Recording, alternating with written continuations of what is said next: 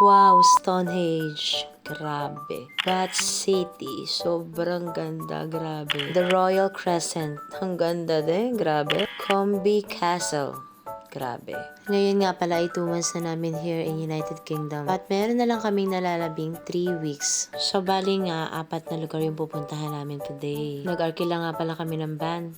Total of 23 head counts lang ang napapayag ko at nauto kong sumama sa akin. So, sabi nga ni Kuya, 3 hours daw. So, gaya na nakagawaanan, picture-picture, emote-emote ang lola nyo girl. Naka 8 degrees nga pala tayo, mga kakeso.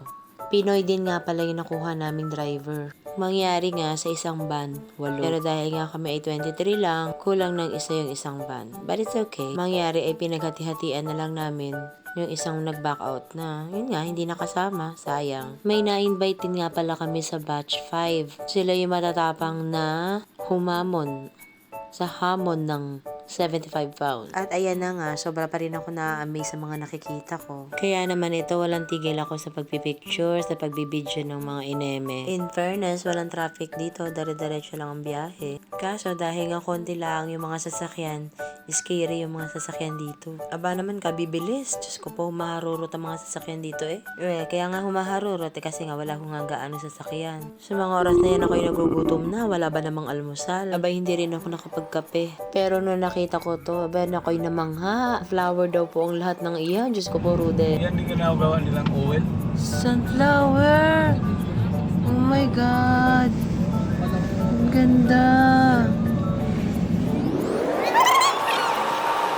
At ito na nga matapos ng 3 hours na biyahe, pasok na kami dito sa Stonehenge. Actually, wala namang bayad yung pagpasok dyan. Bali, ang kailangan mo lang bayaran is yung bus na sasakyan mo papunta doon sa Stonehenge. 33 pounds lang naman ang bayad. So, since marami naman kami, hindi namin ginarab yung 33 pounds na yun. Nga habang kami naglalakad, kami nagpipicture-picture, nagbibideo-video. May mga nakita nga rin pala kami mga Pinoy dito. So, in fairness, for today's video, yung mga nakita namin mga Pinoy, bumati naman sa amin at sabi, kabayan. Mga ho kasing mga Pinoy dito sa UK is parang medyo suplado sila. Pero suplado na nga. Hindi mo malaman sa iba kung nahihiya ba sila or kung ano man yung dahilan nila. Eto na nga. Yan yung bus na sasakyan papunta doon sa Stonehenge. Mabuti na lang talaga ay hindi namin ginarab. Enjoy naman maglakad kasi marami naman kami. Sobrang nakakamangha yung paligid, ano? Ang kaganda. At so, eto na nga, malapit na kami sa harap ng Stonehenge. So, medyo may paparont ka muna tayo ngayon.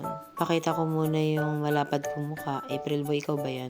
At eto na nga, ayan na, malapit na talaga. Super lapit na namin. Pero hindi namin siya pwedeng hawakan, siyempre. At dahil nga sa sobrang amaze ko, binidyo ko kasama ang grupo. So, pinaikot-ikot ko yung camera para masaya.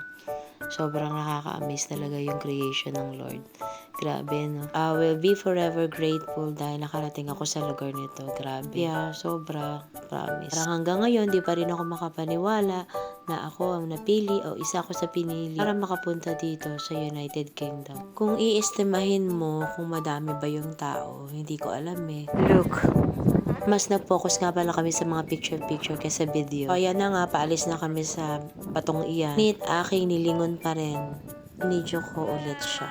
Kahit malayo. Imagine, tonelaladang bato. Such amazing creation talaga. Tinatawagan na ako ng driver sa next na daw kami.